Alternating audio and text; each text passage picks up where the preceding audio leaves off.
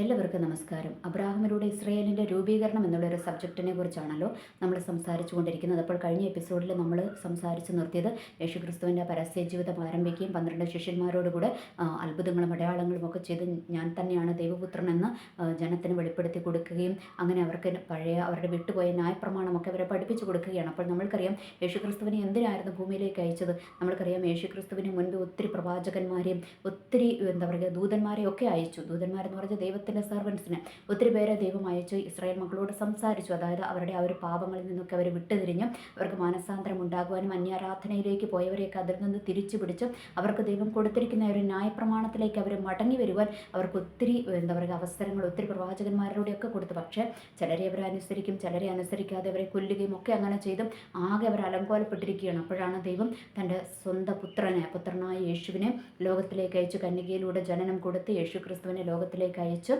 Israel മക്കളെയും രക്ഷിച്ചെടുക്കുവാൻ അവരുടെ അടുത്തേക്ക് അയച്ചതാണ് യേശുക്രിസ്തുവിനെ. അപ്പോൾ യേശുക്രിസ്തു തന്നെ ഏൽപ്പിച്ച ആ ഒരു ദൗത്യം മുഴുവൻ അവിടെ നിർവഹിക്കുകയാണ്. അവരോട് ഇങ്ങനെ കാര്യങ്ങളൊക്കെ സംസാരിക്കുന്നു, വചനത്തിൽ നിന്ന് സംസാരിക്കുന്നു, അവരുടെ ന്യായപ്രമാണം അവർക്ക് പഠിപ്പിച്ചു കൊടുക്കുന്നു, അവരോട് സംവാദിക്കുന്നു, എല്ലാം ചെയ്യുന്നു. പക്ഷേ ഇവരുടെ ഹൃദയത്തിലോട്ട് എന്ത് കയറുന്നില്ല, യേശുക്രിസ്തു പറയുന്നതൊന്നും കയറുന്നില്ല. അവസാനം നമ്മൾക്കറിയാം ഈ മഹാപുരോഹിതന്മാരും ന്യായപ്രമാണിമാരും പരീക്ഷന്മാരും ഒക്കെ നമ്മൾക്കറിയാം അവരിപ്പോൾ ആരുടെ കീഴിലാണ്? റോമൻ ഭരണത്തിൻ്റെ കീഴിലാണുള്ളത്. റോമൻ ഭരണം എന്ന് പറഞ്ഞാൽ അവർ റോമൻ ഭരണം ഡയറക്റ്റ് അല്ല, അവരിങ്ങനെ ഹെരോദോവും പിലാത്തോസും ഒക്കെ അങ്ങനെ ഇവരുടെ അങ്ങനെ പല പല പല രാജാക്കന്മാരിൽ അതിൻ്റെ റോമൻ ഇതിൻ്റെ അവരുടെ ഒരു ഉള്ള അധികാരമുള്ള ആൾക്കാരുടെ കീഴിലാണ് ഇവരിങ്ങനെ ഇരിക്കുന്നത്. ഓക്കെ, അപ്പോൾ ആ ഒരു ഭരണത്തിലേക്ക് അവരങ്ങ് അഡ്ജസ്റ്റ് ആയി എന്നുള്ളതാണ് സത്യം. ആരെ? ഇസ്രായേൽ മക്കൾ. എന്നിട്ട് അവർക്ക് കുറേ സ്ഥാനമാനങ്ങളൊക്കെ കിട്ടിയില്ല. മഹാപുരോഹിതന്മാർക്ക് ആ സ്ഥാനം, പ്രമാണിമാരുണ്ട്, അങ്ങനെ പ്രമാണിമാർ പരീക്ഷന്മാർ അങ്ങനെയുള്ള ആൾക്കാരൊക്കെ ഉണ്ട്. അപ്പോൾ ഇവരൊക്കെ ആ സ്ഥാനമാനങ്ങളിൽ ഇങ്ങനെ സന്തോഷിച്ചുകൊണ്ടിരിക്കുകയാണ്. അപ്പോൾ യേശുക്രിസ്തു വന്നപ്പോൾ ഇസ്രായേലിൻ്റെ രാജാവായിട്ട് യേശുക്രിസ്തു വരുവാണെന്ന് കണ്ടപ്പോൾ ഇവർക്ക് എന്ത് തോന്നി? യേശുക്രിസ്തു രാജാവായിട്ട് അധികാരം ഏറ്റെടുത്താൽ ഞങ്ങളുടെ സ്ഥാനമാനങ്ങൾ പോകുമല്ലോ, എല്ലാ ജനങ്ങളും യേശുക്രിസ്തുവിൻ്റെ പുറകെ പോകുമല്ലോ എന്ന് വിചാരിച്ച് ഇവന്മാരൊക്കെ കൂടി എന്ത് ചെയ്തു? യേശുക്രിസ്തുവിനെ ഒന്ന് കൊല്ലുവാൻ വേണ്ടി തീരുമാനിക്കുകയാണ്. അപ്പോൾ അതിന് അവർക്ക് അവസരം ഒരുക്കി കൊടുത്തതെന്ന് നമ്മൾക്കറിയാം. യേശുക്രിസ്തുവിൻ്റെ 12 ശിഷ്യന്മാരുടെ കൂട്ടത്തിലുണ്ടായിരുന്ന യൂദ എന്ന് പറയുന്ന ഒരു മനുഷ്യനാണ് യേശുക്രിസ്തുവിനെ ഒറ്റിക്കൊടുക്കുകയും മഹാപുരോഹിതന്മാരുടെ അടുത്ത് ഞാൻ യേശുക്രിസ്തുവിനെ കാണിച്ചു തരാം എന്ന് പറഞ്ഞിട്ട് യേശുക്രിസ്തുവിനെ കാണിച്ചു തരുന്നതിന് ഒറ്റിക്കൊടുക്കുന്നതിന് പകരമായി 30 വെള്ളിക്കാശ് യൂദ വാങ്ങുകയും ഒക്കെ ചെയ്യുന്നുണ്ട്. അപ്പോൾ അതിനുശേഷം നമ്മൾക്കറിയാം ഗെദ്രോൻ തോട് എന്ന് പറയുന്ന ഒരു സ്ഥലത്തും അവിടെ പോയിട്ട് അതിനക്കരെയുള്ള ഗെത്സമേൻ എന്ന് പറയുന്ന ഒരു സ്ഥലത്ത് യേശുക്രിസ്തു ശിഷ്യന്മാരോടുകൂടെ പോയി ഇരിക്കുമ്പോൾ അവർ അതിന് മുൻപേ പെസഹായൊക്കെ ഉണ്ട്. നമ്മൾക്കറിയാം ഇവർ പെസഹ എവിടെ നിന്നാണ് തുടങ്ങിയത്? ഇവർ മിസ്രൈമിൽ നിന്ന് മോശയുടെ നേതൃത്വത്തിൽ ഇവരെ വിടുവിച്ച് കൊണ്ടുവരുമ്പോഴാണ് ഇവർ പെസഹ ആചരിച്ചത്, അല്ലേ? അപ്പോൾ അതിങ്ങനെ അവർ കണ്ടിന്യൂ ചെയ്തുകൊണ്ടുണ്ട്. ആ പെസഹ അവർ കണ്ടിന്യൂ ചെയ്തുകൊണ്ടുണ്ട്. അപ്പോൾ ആ പെസഹയുടെ സമയത്താണ് പെസഹ ഒക്കെ കഴിച്ചതിന് ശേഷമാണ് യേശുക്രിസ്തു ശിഷ്യന്മാരെയും കൂട്ടി ഗെത്സമേനിലേക്ക് പോകുകയും അവിടെ വെച്ചിട്ട് യൂദ ഇങ്ങനെ മഹാപുരോഹിതന്മാരും പടയാളികളും എല്ലാവരും കൂടെ വന്ന് യേശുക്രിസ്തുവിനെ ചുംബനം കൊണ്ട് യൂദ ഒറ്റിക്കൊടുക്കുകയും അങ്ങനെ യേശുക്രിസ്തുവിനെ അവർ ക്രൂശിക്കാൻ പിടിച്ചുകൊണ്ട് പോവുകയും ചെയ്യുന്നുണ്ട്. അപ്പോൾ അതിനുശേഷം അതിന് മുന്നേ നമ്മൾക്കറിയാം യേശുക്രിസ്തു ഒത്തിരി പ്രാണവേദനയാൽ ഇങ്ങനെ പിതാവിനോട് കരയുകയും കഴിയുമെങ്കിൽ ഈ പാനപാത്രം എന്നിൽ നിന്നും നീക്കണമേ എന്നൊക്കെ പറയുന്നതൊക്കെ നമ്മൾ കാണുന്നുണ്ട്. അങ്ങനെ യേശുക്രിസ്തുവിൻ്റെ വേർപ്പ് രക്തത്തുള്ളികളായിട്ട് വീണു എന്നുള്ളതൊക്കെ നമ്മൾ അതിനകത്ത് വായിക്കുന്നുണ്ട്. ഓക്കെ, എന്തായാലും യേശുക്രിസ്തു വന്നിട്ട് യേശുക്രിസ്തുവിനെ ഇവർ പിടിച്ചുകൊണ്ട് പോവുകയാണ്, ക്രൂശിക്കുവാൻ വേണ്ടി യേശുവിനെ പിടിച്ചുകൊണ്ട് പോവുകയാണ്. അങ്ങനെ പിടിച്ചുകൊണ്ട് പോയിട്ട് ഇങ്ങനെ അന്നത്തെ മഹാപുരോഹിതന്മാരുടെയും നാട്ടുപ്രമാണിമാരുടെയും ഒക്കെ മുൻപിൽ ഇങ്ങനെ യേശുക്രിസ്തുവിനെ 6 പ്രാവശ്യം വിസ്തരിച്ചു എന്നാണ് നമ്മൾ കാണുന്നത്. ഇങ്ങനെ 6 പ്രാവശ്യം വിസ്തരിച്ച് യേശുക്രിസ്തുവിനെ ചെയ്യാത്ത തെറ്റിന് കള്ളസാക്ഷികളൊക്കെ എഴുന്നേറ്റ് കള്ളസാക്ഷികളാക്കി യേശുക്രിസ്തുവിനെ നിർത്തുകയും ചെയ്യുന്നുണ്ട്. അപ്പോൾ നമ്മൾ അവർക്ക് ഇതിന് മുൻപേ അവരുടെ ന്യായപ്രമാണങ്ങളിലൊക്കെ അവർക്ക് വേണ്ടി ഒരു രക്ഷകൻ പിറവി എടുക്കുമെന്ന് പറഞ്ഞിട്ടുണ്ട്. പക്ഷേ അത് യേശുക്രിസ്തു ആയിരുന്നു എന്നുള്ളത് മനസ്സിലാക്കുവാൻ ഇസ്രായേൽ മക്കൾക്ക് കഴിഞ്ഞില്ല. അതുകൊണ്ടാണ് ഇതൊക്കെ സംഭവിക്കുന്നത്. പിന്നെ അതുമല്ല, ഇത് ദൈവത്തിൻ്റെ ഹിതമായിരുന്നില്ല, അതുകൊണ്ട് അവരുടെ ഹൃദയം തുറന്നില്ല. ഓക്കെ, എനിവേ എന്തായാലും അങ്ങനെ 6 പ്രാവശ്യത്തെ ഒരു വിചാരണയൊക്കെ കഴിഞ്ഞ് യേശുക്രിസ്തുവിനെ അവർ ക്രൂശിക്കാൻ കൊണ്ടുപോവുകയാണ്. അവർക്ക് അതിനുള്ള അധികാരം കിട്ടുകയാണ്. പിലാത്തോസ് അതിനുള്ള അധികാരം കൊടുക്കുകയാണ്. അപ്പോൾ ഈ പിലാത്തോസ് നമ്മൾക്കറിയാം റോമൻ ഒരു ഭരണാധികാരിയാണ്. അപ്പോൾ പുള്ളി അതിനുള്ള അധികാരമൊക്കെ അവർക്ക് കൊടുക്കുകയാണ്. കൊടുത്തിട്ട് യേശുക്രിസ്തുവിനെ മുൾക്കിരീടം ധരിപ്പിച്ചു.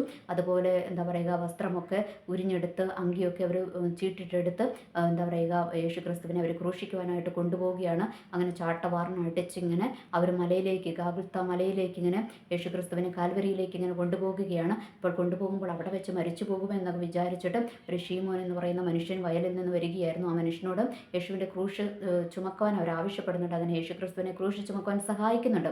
അത് യേശുക്രിസ്തുവിനോട് അവർക്ക് കരുണ തോന്നിയിട്ടൊന്നുമല്ല.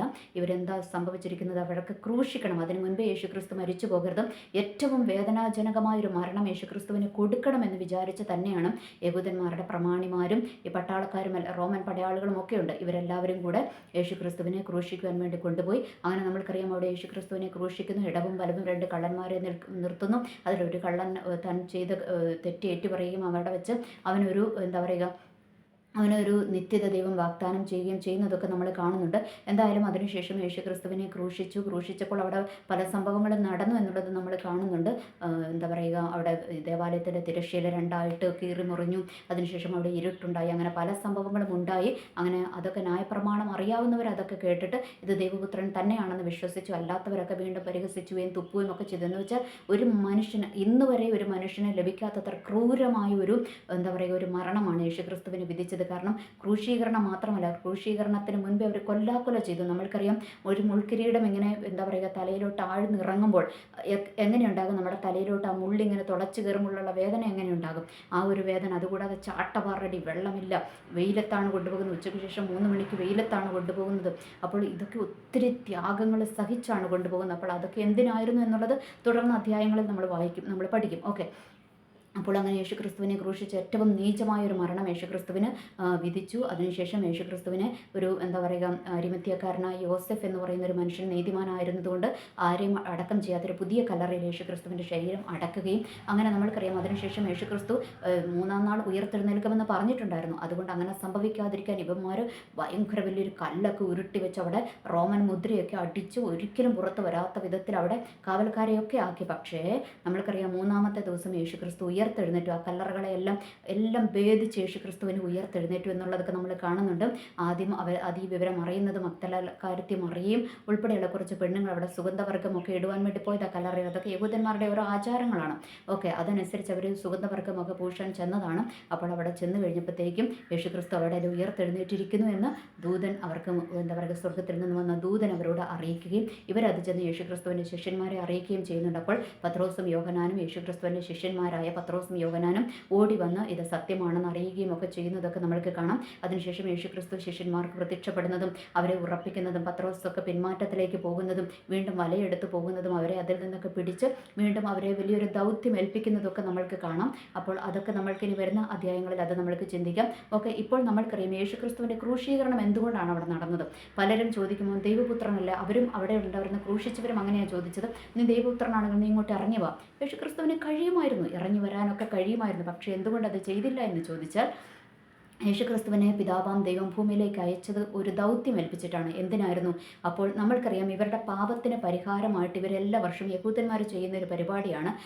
ഒരു പ്രാവിനെ ആട്ടിൻകുട്ടീനെയൊക്കെ ഇവരിങ്ങനെ ബലിയർപ്പിക്കാൻ പോകും. എന്ന് വെച്ചാൽ വർഷത്തിൽ ഒരിക്കലാണ് ഇവർക്ക് ഒരു ബലിയർപ്പണത്തിന് വേണ്ടിയിട്ട് ഇവർ പോകത്തുള്ളൂ. അങ്ങനെ ഒരു വർഷം ചെയ്ത പാവങ്ങളെല്ലാം കഴുകി കളയാൻ വേണ്ടിയിട്ട് ഇവരിങ്ങനെ പ്രാവിനെയും ആട്ടിൻകുട്ടിയും ഒക്കെ പിടിച്ചുകൊണ്ട് പോയിട്ട് അതിനെ ബലിയർപ്പിച്ച് രക്തം ചിന്തിച്ചിട്ട് അതിലൂടെ ഇവർക്ക് പാപമോചനം ലഭിക്കുക എന്നുള്ളതായിരുന്നു ഇവരുടെ ന്യായപ്രമാണത്തിൽ എഴുതി വെച്ചിരിക്കുന്നത്. ഓക്കെ, അപ്പോൾ ഇവർ വർഷം തോറും ഇങ്ങനെ കാത്തിരിക്കണം. ഒരു വർഷത്തെ പാപം മുഴുവൻ പറയാൻ ഇവർ ആ ഒരു വർഷത്തിൻ്റെ ഒരു ദിവസം അവർക്ക് നിശ്ചയിച്ചിരിക്കുന്ന ഒരു ദിവസത്തിൽ കാത്തിരിക്കണം. അങ്ങനെ ഇവർ അങ്ങനെ ചെയ്തു കഴിയുമ്പോഴാണ് ഇവർക്ക് പാപമോചനം ലഭിക്കുന്നത്.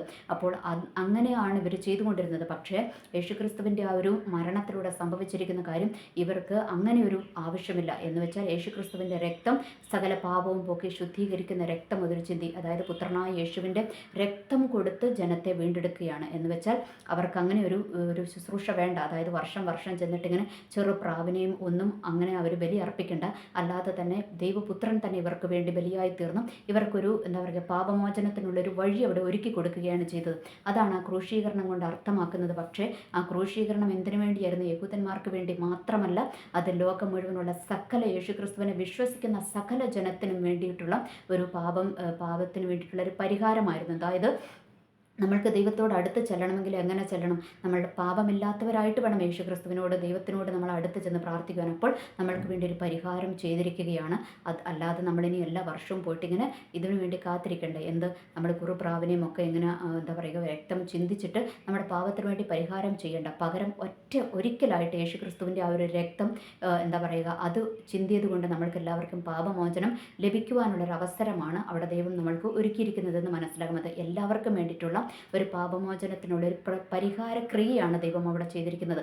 അതുകൊണ്ടാണ് അത് നമ്മൾക്ക് അതിനെ ദൈവം പോലും അതിനെ അംഗീകരിച്ച് അതിൽ നിന്ന് ദൈവം പോലും മാറിപ്പോകാതെ ആ ഒരു ക്രൂശീകരണം അവിടെ സംഭവിക്കുവാനുള്ള കാരണം അതായിരുന്നു. കാരണം ജനത്തിനൊരു പാപപരിഹാരം, ശാശ്വതമായൊരു പരിഹാരം ലഭിക്കുവാൻ വേണ്ടിയിട്ടായിരുന്നു. പൂർവ്വപ്രാപനെയും ഒന്നും എടുത്തുകൊണ്ട് പോകാതെ ശാശ്വതമായൊരു പരിഹാരം ഉണ്ടാക്കാൻ വേണ്ടിയാണ് യേശുക്രിസ്തുവിൻ്റെ ക്രൂശീകരണം അവിടെ നടന്നിരിക്കുന്നത്. ഓക്കെ, അപ്പോൾ അതിനുശേഷം യേശുക്രിസ്തുവിൻ്റെ ഉയർപ്പും ഒക്കെ നമ്മൾക്കറിയാം. ഈ യഹൂദന്മാരെ സംബന്ധിച്ചിടത്തോളം അവരുടെ ആ ഒരു ന്യായപ്രമാണത്തിനൊക്കെ അവിടെ നീക്കം വരുത്തുകയാണ് ചെയ്തത്. ഇവരുടെ ന്യായപ്രമാണത്തിൽ എഴുതി വെച്ചിട്ടുണ്ടായിരുന്നല്ലോ, ഇവർ കുറുപ്രാവിനെയൊക്കെ ആയിട്ട് പോകണം എന്നുള്ളതൊക്കെ എഴുതി വെച്ചിട്ടുണ്ടായിരുന്നു. പക്ഷേ അതൊക്കെ മാറ്റി. അപ്പോൾ ദേവാലയത്തിലെ തിരശ്ശീല കീറി എന്ന് പറഞ്ഞാൽ ഒരു പുതിയ അധ്യായത്തിന് അവിടെ തുടക്കം കുറിക്കുകയാണ് ചെയ്തത്. കാരണം അവർക്ക് മഹാപുരോഹിതന്മാരുണ്ടായിരുന്നു. ആ മഹാപൗരോഹിത്യത്തെയൊക്കെ മാറ്റി യേശുക്രിസ്തു എന്ന മഹാപുരോഹിതൻ തന്നെ സ്വയം ബലിയായി തീർന്ന് അവർക്ക് വേണ്ടിയിട്ടൊരു പുതിയ തുടക്കം അവിടെ കൊടുക്കുകയാണ്. അപ്പോൾ നമ്മൾക്കറിയാം, നമ്മുടെ കാലചക്രം പോലും തിരിഞ്ഞു അല്ലേ? യേശുക്രിസ്തുവിൻ്റെ മരണത്തിന് മുൻപ്, യേശുക്രിസ്തുവിൻ്റെ മരണത്തിന് ശേഷം, അതായത് AD BC എന്നിങ്ങനെ രണ്ടായിട്ട് നമ്മുടെ കാലചക്രത്തെ പോലും തിരിച്ചുകൊണ്ടാണ് ആ ഒരു പുതിയ യുഗത്തിൻ്റെ പിറവി ആരംഭിച്ചിരിക്കുന്നത്. പക്ഷേ ഇസ്രായേൽ മക്കൾക്കത് മനസ്സിലായില്ല. അവരിൽ കുറേ പേര് ഇന്നും വിശ്വസിക്കുന്നുണ്ട്. ഇതൊക്കെ വിശ്വസിച്ച് യേശുക്രിസ്തുവിനെ അംഗീകരിച്ചവർ ഒരു ചുരുക്കം ആൾക്കാരുണ്ട്. പക്ഷേ എന്നാലും അവരുടെ ബഹുഭൂരിപക്ഷം ആൾക്കാരും യേശുക്രിസ്തുവിനെ അംഗീകരിച്ചിട്ടില്ല. അതുകൊണ്ട് അവർ പഴയ ന്യായപ്രമാണം തന്നെ തുടർന്നുകൊണ്ടിരിക്കുകയാണ്. ഓക്കെ, ഇവിടെ സംഭവിച്ചിരിക്കുന്ന ഒരു പുതിയ യുഗത്തിൻ്റെ പിറവി ഇവിടെ ഉടലെടുത്തിരിക്കുകയാണ്. അതിനുശേഷം നമ്മൾക്കറിയാം, യേശുക്രിസ്തുവിൻ്റെ ക്രൂശീകരണ സമയത്ത് ഇവർ പറയുന്നുണ്ട്, എന്താ പറയുക, നീതിമാനായ ഒരുത്തൻ്റെ രക്തം ചിന്തുമ്പോൾ അത് പാപമാകുമെന്നൊക്കെ പറഞ്ഞപ്പോൾ അവർ പറയുന്നുണ്ട്, അത് ഞങ്ങളുടെ മേലും ഞങ്ങളുടെ തലമുറകളുടെ മേലും ഇരുന്നോട്ടെ എന്നൊക്കെ, ഈ പാപം ഞങ്ങളുടെ മേലും ഞങ്ങളുടെ തലമുറകളുടെ മേലും ഇരുന്നോട്ടെ എന്നൊക്കെ ഇവർ പറയുന്നുണ്ട്. പക്ഷേ അതിനുശേഷം നമ്മൾക്കറിയാം, ഹെരോദവിൻ്റെയൊക്കെ ഭരണം അവസാനിക്കുകയും റോമാക്കാർ തന്നെ ഇവരെ ഡയറക്റ്റ് ഭരിക്കുവാൻ തുടങ്ങുകയും അങ്ങനെ ഇവരെ ഇങ്ങനെ പിടിച്ചുകൊണ്ടു പോവുകയും പിന്നെ ബ്രിട്ടീഷുകാർ ഇവരുടെ ഭരണം ഏറ്റെടുക്കുക, എന്താ പറയുക, അങ്ങനെ പല വിധത്തിലുള്ള അടിമത്തത്തിലേക്ക്, ഇസ്രായേൽ പൂർണ്ണ അടിമത്തത്തിലേക്ക് ഇവരെ പിടിച്ചുകൊണ്ട് പോകുക. അതുവരെ അവരുടെ രാജ്യത്ത് അവർക്ക് താമസിക്കാമായിരുന്നു. എന്നാൽ ഇവരെ പിടിച്ചുകൊണ്ട് പോവുകയും ഇവരെ അടിമകളാക്കി വിൽക്കുകയും ചെയ്തതൊക്കെ നമ്മൾ കാണുന്നുണ്ട് യേശുവിൻ്റെ ക്രൂശീകരണത്തിന് ശേഷം. അങ്ങനെയാണ് ഇവരെ പല സ്ഥലങ്ങളിലേക്കും കൊണ്ടുപോവുകയും നമ്മുടെ ഒന്നാം ലോക മഹായുദ്ധമൊക്കെ നടക്കുന്ന സമയത്ത് ഇവരെ രണ്ടാം ലോക മഹായുദ്ധ സമയത്തൊക്കെ ഏറ്റവും കൂടുതൽ എല്ലാവരും ഫോക്കസ് ചെയ്തത് ആരെയായിരുന്നു? ഈ യഹൂദന്മാരെയായിരുന്നു ഫോക്കസ് ചെയ്തത്. യഹൂദന്മാരെ ഫോക്കസ് ചെയ്ത് അവരെ ഒത്തിരി എന്താ പറയുക പീഡനങ്ങൾക്കൊക്കെ അവർ വിധേയരായി തീർന്നു. അങ്ങനെ ഹിറ്റ്ലറിൻ്റെ ഭരണകാലത്താണ് ഏകദേശം 40 ലക്ഷം യഹൂദന്മാരെ കൂട്ടക്കൊല ചെയ്യുകയാണ് ഇവൻ ചെയ്തത്. ഹിറ്റ്ലർ ചെയ്തത്. ജർമ്മനിയിലെ നാസി ഭരണത്തിൻ്റെ കീഴിൽ ഹിറ്റ്ലറാണ് ഇവരെ ഇങ്ങനെ ഇത്രയും കൂട്ടക്കൊല ചെയ്തത്. അങ്ങനെ യഹൂദന്മാർ പിന്നെ ടണലിലൂടെ അവരെ കടത്തിവിട്ടതും അവർക്ക് നേരിടേണ്ടി വന്ന എന്താ പറയുക ദുരിതമൊക്കെ നമ്മൾ കാണുന്നു. ചരിത്രം എടുത്തു നോക്കിയാൽ നമ്മൾക്കറിയാം, അവർ ഇതുപോലെ ഒരു കഷ്ടം സഹിച്ച ജാതി വേറെ ഉണ്ടായിരുന്നില്ല. എന്തുകൊണ്ടാണ് അവരെ കഷ്ടത്തിലോട്ട് അവരെ ദൈവം വിടുവാൻ അനുവദിച്ചതെന്ന് നമ്മൾക്ക് മനസ്സിലാകും. എന്തുകൊണ്ടായിരുന്നു? അവരെ യേശുക്രിസ്തുവിനെ അവരെ രക്ഷിക്കുവാൻ വന്ന ആ ഒരു പുത്രനായ ദൈവത്തെ അവർ ക്രൂശിച്ച് കൊല്ലുവാൻ അവർ കൂട്ടുനിന്നു. ഓക്കെ, അതുകൊണ്ടാണ് അവർ ഇത്രയും ഒരു കഷ്ടത്തിലൂടെയൊക്കെ അവർ പോകേണ്ടി വന്നത്. അങ്ങനെ എല്ലാ വിധത്തിലും ഇവർ ദുരിതം അനുഭവിക്കുന്ന ഒരു ജനതയായി തീർന്നു. അതിനുശേഷം നമ്മൾക്കറിയാം, ബ്രിട്ടീഷുകാർ ഇവരുടെ ഭരണം ഏറ്റെടുക്കുകയും ഇവർക്ക് തിരിച്ച് ബ്രിട്ടീഷ് ഭരണമാണ് ഇവർക്കൊരു രാജ്യമുണ്ടാക്കി കൊടുക്കുകയും അങ്ങനെ 1948 ഒരു ഇസ്രായേൽ എന്ന് പറയുന്ന ഒരു രാജ്യത്തിന് രൂപം കൊടുക്കുകയും ചെയ്തതൊക്കെ നമ്മൾ കണ്ടു. അങ്ങനെ ഇസ്രായേൽ എന്നൊരു കൊച്ചു രാജ്യം അവിടെ ഉടലെടുക്കുകയാണ്. അപ്പോഴും അവർക്ക് ദൈവം കൊടുത്ത അവരുടെ ആ ഒരു പകുതി സ്ഥലവും ഇവരുടെ കയ്യിലോട്ട് കിട്ടിയിട്ടില്ല, കുറച്ചേ കിട്ടിയിട്ടുള്ളൂ. ബാക്കിയുള്ളതൊക്കെ ഓരോരുത്തരും കൈവശമാക്കുകയൊക്കെ ചെയ്തു. ഓക്കെ, അപ്പോൾ കുറേ ഇസ്രായേൽക്കാർ മടങ്ങി വന്നു. എന്നാലും ഇന്നും കുറേ പേരൊക്കെ ലോകത്തിൻ്റെ പല ഭാഗങ്ങളിലും ചിതറിച്ച് കിടക്കുന്നുണ്ട്. എന്നാലും അവരിങ്ങനെ തിരിച്ച് അങ്ങോട്ടേക്ക് ഇങ്ങനെ മാറിക്കൊണ്ടിരിക്കുകയാണ്. അവരുടെ ഭാഷയൊക്കെ അവർ വേറെ ഭാഷകളൊക്കെ സംസാരിച്ചു അല്ലേ, ലോകത്തിൻ്റെ വിവിധ ഭാഗങ്ങളിലേക്ക് പോയി ആ ഭാഷയൊക്കെ സംസാരിച്ചു. എന്നാൽ അവർക്ക് വേണ്ടിയിട്ട് ഒരു യഹൂദൻ അവരുടെ സ്വന്തം ഭാഷ അവർക്ക് മടക്കി കൊടുക്കുകയും അങ്ങനെ അവരുടെ ഒരു സ്വന്തം ഭാഷയായ ഹീബ്രു അവർക്ക് എന്താ പറയുക തിരിച്ചു കിട്ടുകയും ഒക്കെ ചെയ്തു. അങ്ങനെ ഒരു രാജ്യവും അവരുടെ ഭാഷയും ഒക്കെ ഉണ്ടായി. അങ്ങനെ അവർ ഇരിക്കുകയാണ്. അപ്പോൾ അവർക്കൊരു വലിയൊരു വീണ്ടെടുപ്പ് വീണ്ടുമുണ്ട്. അപ്പോൾ ഈ സമയത്താണ് ഇസ്രായേൽ ജനം എന്താ പറയുക യേശുക്രിസ്തുവിനെ തള്ളിക്കളഞ്ഞതുകൊണ്ടാണ് ആ ഒരു ഇസ്രായേൽ മക്കളെ തള്ളിക്കളഞ്ഞ ആ ഒരു സ്ഥാനത്തേക്ക് ആരെ കൊണ്ടുവന്നിരിക്കുകയാണ്? പുതിയ നിയമത്തിലുള്ള ക്രിസ്ത്യാനികളായ നമ്മളെപ്പോലുള്ളവരെയൊക്കെ കൊണ്ടുവന്നിരിക്കുകയാണ്. അങ്ങനെയാണ് യേശുക്രിസ്തുവിനെ രക്ഷകനും നാഥനുമായി സ്വീകരിച്ച് യേശുക്രിസ്തുവിനെ അംഗീകരിക്കുന്നവർക്കെല്ലാം ദൈവമക്കളാകുവാൻ അവസരം കൊടുത്ത് അങ്ങനെയാണ് ലോകത്തിൻ്റെ മുഴുവൻ, അത് ഏത് ജാതിയിൽപ്പെട്ടവനാണെങ്കിലും ആർക്കാണെങ്കിലും യേശുക്രിസ്തുവിനെ രക്ഷകനും നാഥനുമായി സ്വീകരിക്കുന്നവർക്ക്, യേശുക്രിസ്തുവിനെ ദൈവമായി അംഗീകരിക്കുന്നവർക്ക് ഒരു രക്ഷകനിലേക്ക്, അതായത് ആ ഇസ്രായേൽ മക്കളുടെ ചരിത്രത്തിലേക്ക്, ഇസ്രായേലിലേക്ക് ഒരു കൂട്ടിച്ചേരൽ നമ്മൾക്ക് ഒരുക്കിയിരിക്കുകയാണ്. അതുകൊണ്ടാണ് പുതിയ നിയമ ഇസ്രായേൽ എന്ന് പറയുന്നത്. പുതിയ നിയമ ഇസ്രായേലിൻ്റെ രക്ഷകനായി പിറന്നിരിക്കുന്നത് ആരാണ്? കർത്താവായ യേശുക്രിസ്തുവാണ്. അതുകൊണ്ട് നമ്മൾ ആ പഴയ ന്യായപ്രമാണം മാത്രമല്ല, ഒരു പുതിയ നിയമം യേശുക്രിസ്തു എന്ന രക്ഷകനെയും കൂടെ നമ്മൾക്ക് തന്നിരിക്കുകയാണ്. പ്രത്യക്ഷമായിട്ട് യേശുക്രിസ്തു എന്ന രക്ഷകനെ പുതിയ നിയമ ക്രിസ്ത്യാനികൾക്ക് വേണ്ടിയിട്ട് അവതരിപ്പിച്ചിരിക്കുകയാണ്. അപ്പോൾ അതുകൊണ്ട് ഇപ്പോൾ നമ്മൾക്ക് ആരൊക്കെ വെളിപ്പെട്ട് കിട്ടി? പിതാവാം ദൈവത്തെ നമ്മൾക്ക് വെളിപ്പെട്ട് കിട്ടി, പുത്രനായ ദൈവത്തെ നമ്മൾക്ക് വെളിപ്പെട്ട് കിട്ടി. ഓക്കെ, പരിശുദ്ധാത്മാവിനെ വെളിപ്പെട്ട് കിട്ടുവാൻ പോകുന്നതിൻ്റെ ചരിത്രങ്ങൾ തുടങ്ങാൻ പോകുന്നതേ ഉള്ളൂ. അത് നമ്മൾക്ക് അടുത്ത ഇതിനകത്ത് ചിന്തിക്കാം. അപ്പോൾ ഇപ്പോൾ ഓർക്കുക, ഇസ്രായേലിന് വേണ്ടി മാത്രമായിരുന്നു പഴയ നിയമത്തിൽ ഒരു രക്ഷ ഒരുക്കിയതെങ്കിൽ യേശുക്രിസ്തുവിൻ്റെ ക്രൂശീകരണത്തിലൂടെ ലോകം മുഴുവൻ ഒരു രക്ഷ ഒരുക്കിയിരിക്കുകയാണ്. അതെങ്ങനെയാണ്? യേശുക്രിസ്തുവിനെ രക്ഷകനായി സ്വീകരിക്കുന്നവർക്ക്, യേശുക്രിസ്തുവിനെ അംഗീകരിച്ച് ദൈവമെന്ന് അംഗീകരിക്കുന്നവർക്കും എന്താ പറയുക, ദൈവമക്കളാകുവാൻ അവസരം കൊടുത്തിരിക്കുകയാണ്. ഇസ്രായേൽക്കാർക്ക് മാത്രമല്ല, ബാക്കിയുള്ളവർക്കും കൂടി അവർ രക്ഷ കൈവന്നിരിക്കുകയാണ്. അത് കൈവരുവാനുള്ള കാരണം എന്താണ്?